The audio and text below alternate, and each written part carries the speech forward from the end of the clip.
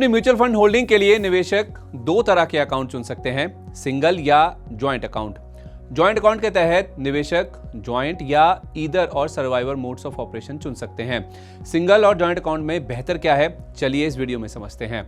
Single account का मतलब है निवेश केवल आप ही के नाम पर होगा, वहीं ज्वाइंट अकाउंट का मतलब है शेयर्ड ओनरशिप, यानी एक अकाउंट में दो लोगों के नाम पर निवेश होगा। म्यूचुअल फंड में आप अपने किसी रिश्तेदार या दोस्त को भी ज्वाइंट अकाउंट होल्डर बना सकते हैं। इसके अलावा ज्वाइंट म्यूचुअल फंड होल्डिंग बनाने के लिए ज्वाइंट बैंक अकाउंट होना जरूरी नहीं है। आप अपने खुद के बैंक अकाउंट से म्यूचुअल फंड खरीद सकते हैं। आमतौर पर सिंगल अकाउंट जिसमें नॉमिनी बताने की जरूरत होती है उसे बेहतर माना जाता है। अकाउंट होल्डर की मौत होने पर नॉमिनी को अकाउंट का एक्सेस और पैसे मिलते हैं। ज्वाइंट अकाउंट में दिक्कत आ सकती है, ट्रांजैक्शन से जुड़ी तकनीकी दिक्कतें आती हैं और कानूनी विवाद का रिस्क भी पैदा हो सकता है। इसलिए ज्यादातर फाइनेंशियल एक्सपर्ट्स ज्वाइंट अकाउंट में मोड ऑफ ऑपरेशन के तौर पर ईदर और सर्वाइवर को चुनने की सलाह देते हैं, यानी दोनों में से कोई भी अकाउंट को एक्सेस कर सकता है। हाल ही में सेबी ने ज्वाइंट म्यूचुअल फंड अकाउंट में नॉमिनी का नाम ना डालने को लेकर छूट की घोषणा की है।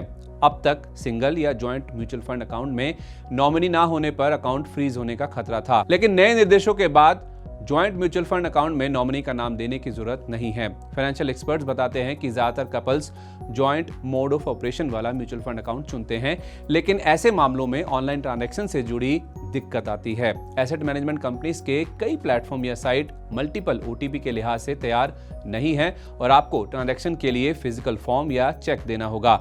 हालांकि ईदर और सर्वाइवर मोड चुनकर आप आसानी से ट्रांजैक्शन कर सकते हैं।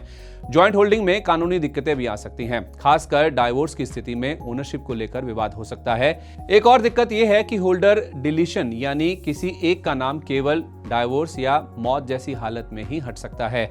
इसके अलावा ज्वाइंट होल्डर की मौत होने पर सर्वाइवर को नॉमिनी भी ऐड करना होगा।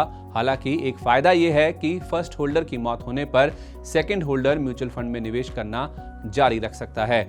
ज्वाइंट अकाउंट की दिक्कतों को देखते हुए एक्सपर्ट म्यूचुअल फंड के लिए सिंगल होल्डिंग को सही बताते हैं। हालांकि सिंगल अकाउंट में होल्डर की मौत होने पर नॉमिनी को म्यूचुअल फंड फोलियो का एक्सेस पाने के लिए जरूरी डॉक्यूमेंट्स देने होंगे। वहीं ज्वाइंट अकाउंट के मामले में एएमसी ट्रांसमिशन या इनहेरिटेंस प्रोसेस करने में कम समय लगाते हैं। ऐसा इसलिए क्योंकि ज्वाइंट होल्डर की केवाईसी पहले ही हो चुकी होती है, जबकि सिंगल अकाउंट के मामले में उनके पास नॉमिनी की बहुत कम जानकारी होती है।